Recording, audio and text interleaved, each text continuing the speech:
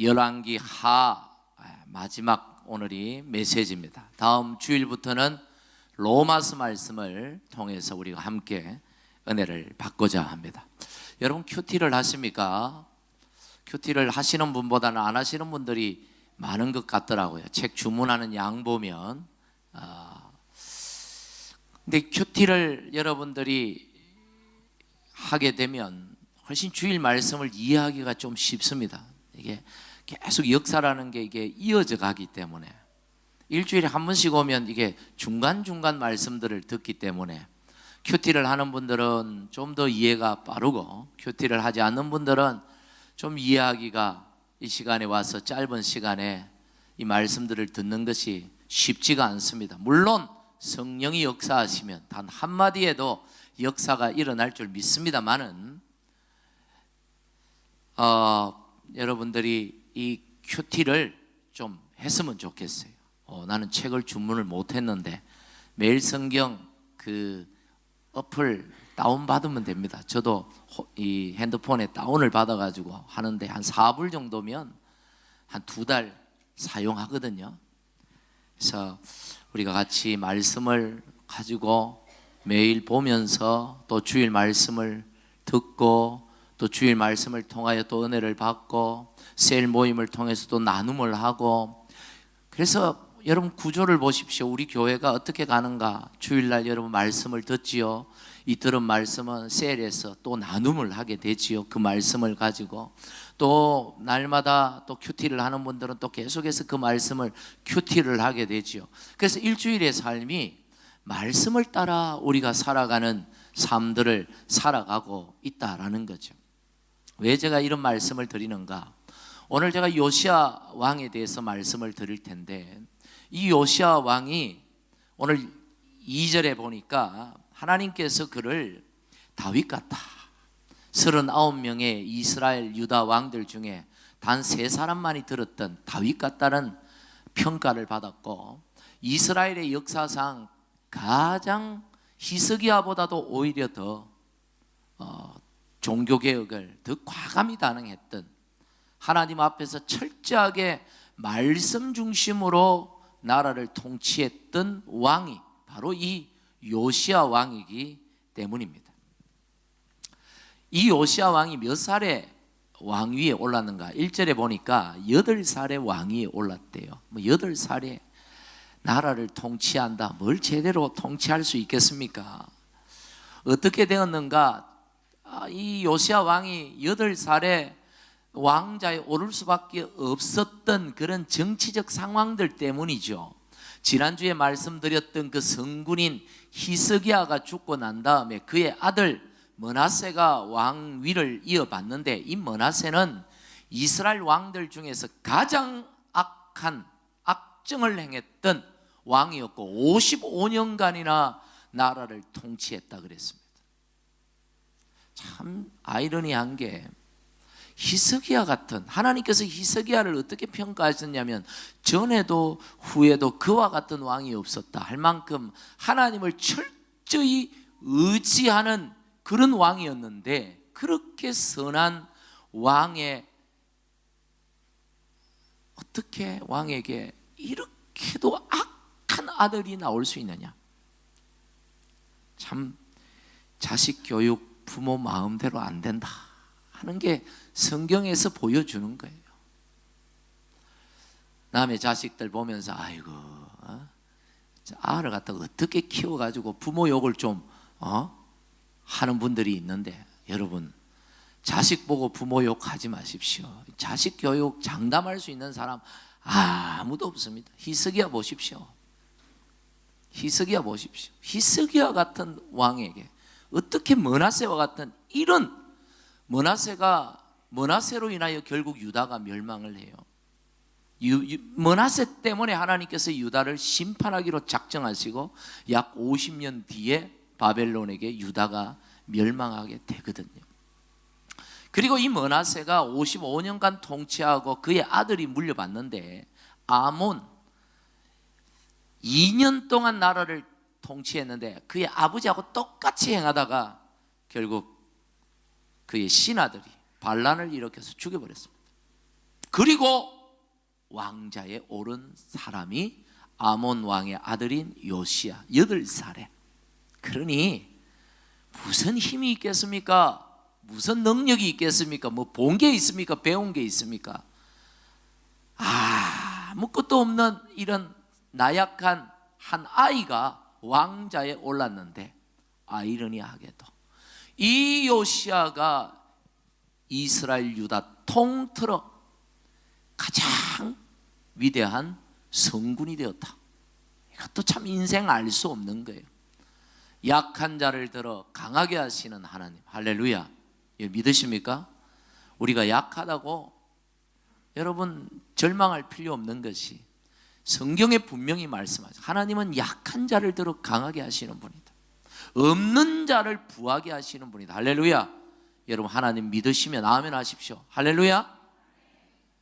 여러분 이 요시야 왕이 그런 사람이었어요. 아무것도 없었고 권력도 없었고, 신하들이 자기 아버지 죽이고 자기를 올렸는데 그 신하들 밑에서 무슨 힘을 쓸 수 있었겠어요. 그런데도 그는 이스라엘 역사의 가장 위대한 왕으로 한 자리매김을 했다는 것은 이 하나님의 은혜죠. 여러분 요시야 왕이 8살에 왕위에 올랐는데 21장 1절에 보니까 그의 할아버지, 그 악정을 행했던 므낫세도 보니까 12살에 왕위에 올랐어요. 8살이나 12살이나 왕자에 올라 한 나라를 통치하기에는 턱없이 부족한 나이죠. 모자라는 나이 아닙니까? 그런데 한 왕은 악한 왕으로 평가를 받고 한 왕은 선한 왕으로 평가받은, 왜 그렇게 인생이 이렇게 극과 극으로 갈라질까? 그 단서를 보니까 열왕기하 21장 1절 우리 같이 한번 읽어보겠습니다. 시작. 므낫세 왕이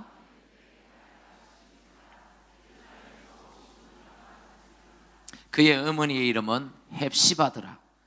우리 요시야 볼까요? 22장 1절 시작. 요시야가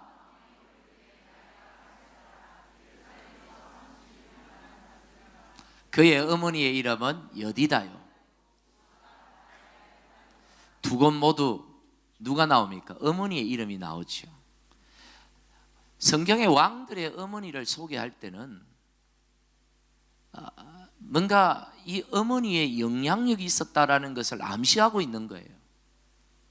특히 왕이 어린 나이에 왕자에 오를 때는 통치가 불가능하잖아요. 직접적인 친정이 불가능하니까 누가 섭정을 하겠습니까? 어머니가 섭정을 하죠. 결국 어머니의 영향이 결국 아들을 만들어 간 것이죠. 무슨 얘기냐? 므낫세가 왜 그렇게 악한 왕이 되었느냐?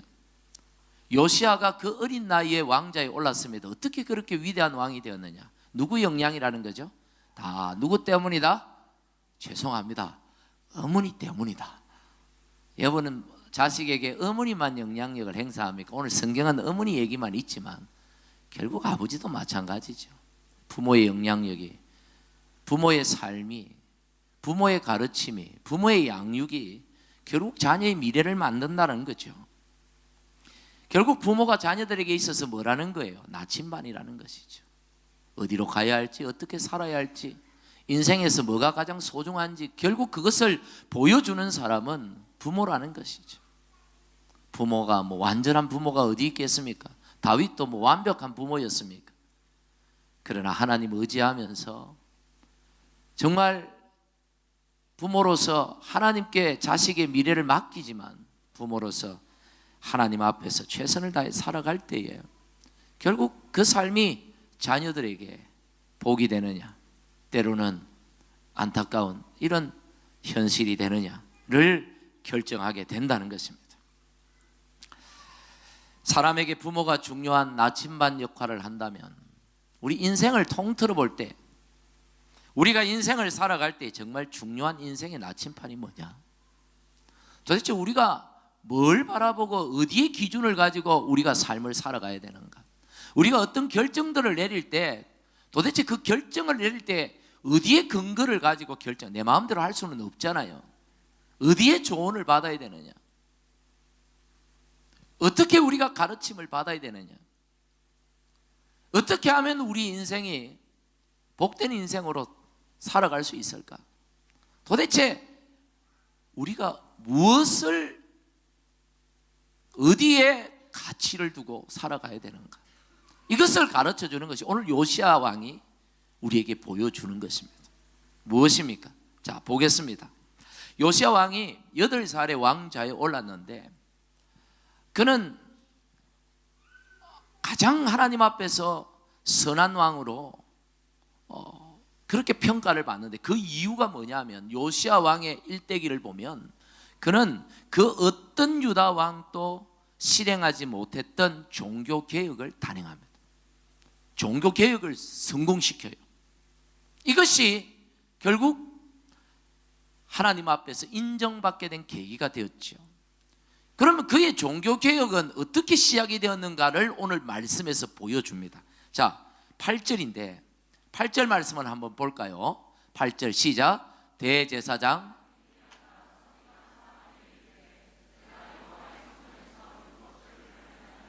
여기까지. 예, 대제사장이 성전에서 뭘 발견했다고요? 율법책을 발견했어요. 이 율법책은 구약의 율법책이라고 말할 때는 구약 성경 중에 모세오경, 창세기, 출애굽기, 레위기, 민수기, 신명기, 모세가 기록한 이 5권의 책 모세오경을 율법서라고 그래요. 아니, 이 율법서를 성전에서 발견한 거예요. 아니, 율법책을 그러면 잃어버렸다는 얘기가 되겠죠. 원래 율법책은 하나님의 성전 안에 있는 언약궤, 법궤 옆에 보관하도록 되어 있습니다. 그리고 안식년이 될 때마다 7년마다 돌아오는 안식년이 될 때마다 왕들은 그것을 사본을 만들어서 백성들에게 낭독을 하고 그 1년 동안 가르치도록 했어요. 안식년에 그냥 노는 게 아니고 왕들이 주도해서 이 하나님의 말씀을 낭독하고 가르치는, 율법을 가르치는 해가 안식년입니다. 그랬는데 이 성전 안에 보관되어 있던, 항상 법궤 옆에 보관되어 있던 그 율법책이 분실되어 버렸어요. 왜? 분실된 것이 아니라 그 할아버지 누굽니까? 므낫세가 55년 동안 악정을 행했잖아요. 하나님의 성전을 무시하고 예배를 파괴하고 하나님의 기물들을 파괴하고 그랬단 말이에요. 그러니까 그 안에 하나님의 말씀의 이 중심인 이 제사장이 자칫하다가 이 율법책마저도 파괴할까 싶어서, 율법책을 손댈까 싶어서 그 율법책을 빼내어 가지고 성전 안 아무도 찾지 못하는 곳에 누군가가 숨긴 거예요. 왜 숨겼냐면 이걸 보존하기 위해서. 그 므낫세 왕의 그 악정으로부터, 그 배교 행위로부터 보존하기 위해서 숨겼는데 숨긴 그 사람이 죽어버렸어요. 아무도 찾지 못하는 거예요.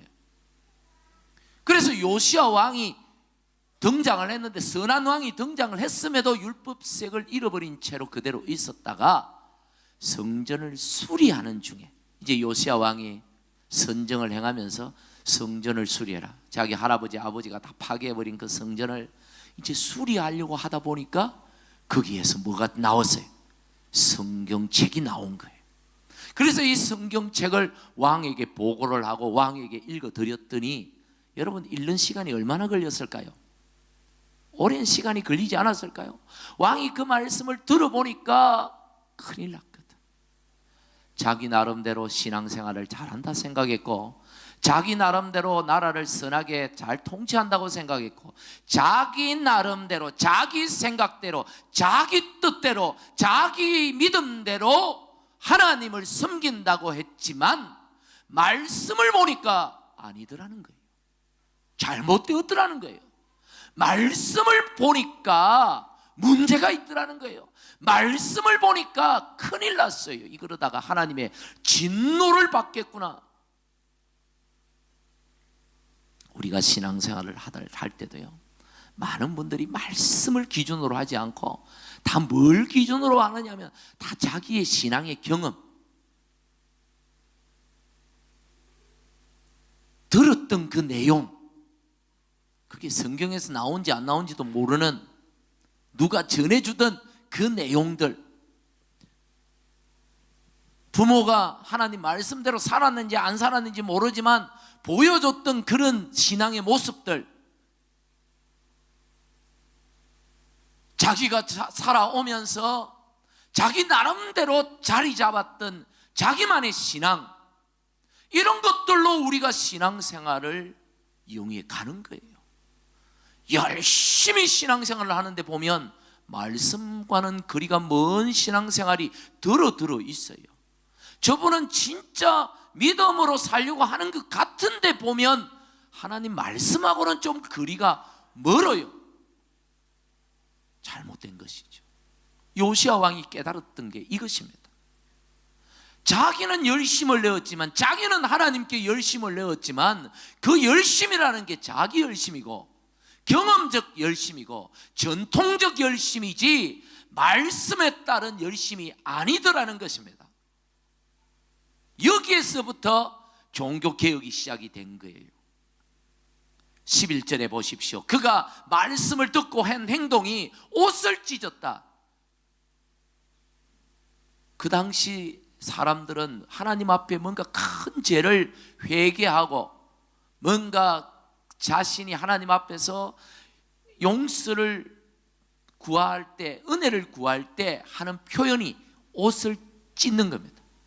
또 하나가 죄를 뒤집어 서는 거예요. 그리고 또 하나가 금식하는 것입니다. 요 세 가지를 다 하면 아주 그건 뭐 하나님 앞에서 정말 국가적인 문제가 있을 때 주로 이 세 가지를 다 하죠. 근데 오늘 요시야는 옷만 찢었으니까 그가 좀 하나님 앞에 회개의 마음이 작았다, 이런 뜻이 아니에요. 하나님 앞에서 말씀을 듣다 보니까 자기가 얼마나 잘못되었는지, 자기의 삶이, 이 나라가 얼마나 하나님 말씀 안에서 빗나가 있었는지를 그가 발견하고, 여기서부터 종교개혁을 단행하면서 하나님의 절기를 회복하고 하나님을 섬기는 방법을 말씀 따라 회복했다 이 말이죠.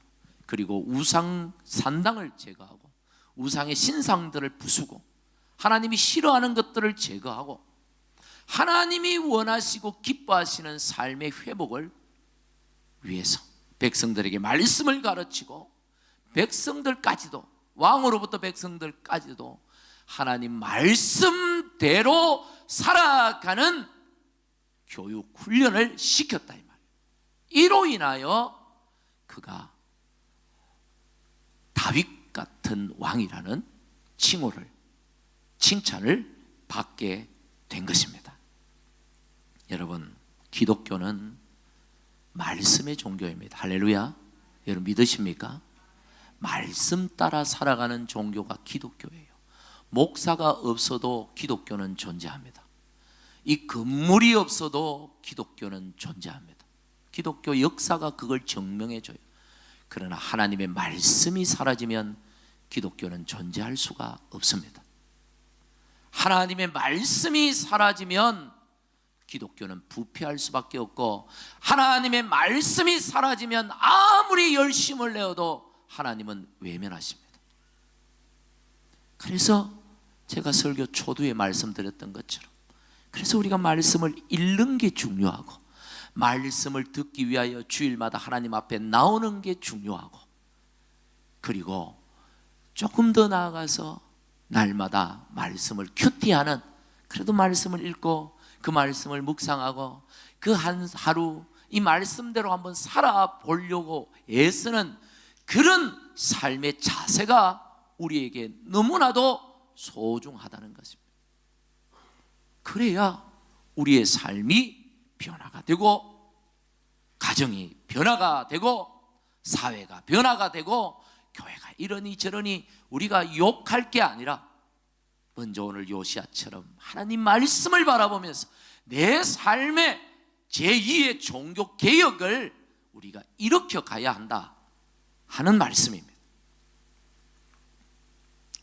여러분의 신앙의 삶이 괜찮습니까? 하나님 보실 때도 괜찮다고 뭐 그렇게 인정받을 만 하십니까? 문제가 있는데도 막 그냥 뭐 어때? 하고 그냥 그렇게 하루하루 살아가는 것 아닙니까, 여러분? 우리의 행복이, 우리 인생의 운명이 하나님 손에 달렸다는 사실을 여러분이 믿으신다면 여러분 말씀으로 돌아오셔야 됩니다. 말씀을 따라 살아가는 삶을 살아가셔야 합니다. 내 생각이 아니고 내가 경험했던 그 경험이 아니고 앞에서 가르침을 받았던 그런 전통적인 그런 신앙이 아니고 진짜 하나님 말씀이 뭐라고 하고 있는지 이 말씀을 바라보면서 그 말씀대로 한번 살아보려고 애쓰는 성도를 하나님이 기뻐하시고 이 악한 시대에도 하나님이 그를 축복해 주실 줄 믿습니다. 신학자 칼 바르트는 이런 말을 유명한 말을 남겼습니다. 성경에 있는 얘기는 아니에요. 하나님의 말씀은 성경 안에서 우리를 기다린다. 무슨 뜻일까요? 성경은 단순히 책이죠. 어떤 분은 이 성경을 너무 신령하게 생각해가지고 아주 그냥 신주 단시 모시듯이 막 그렇게 하는 분들이 있는데 요즘은 그런 분은 없겠지만 옛날엔 그런 분이 있었어요.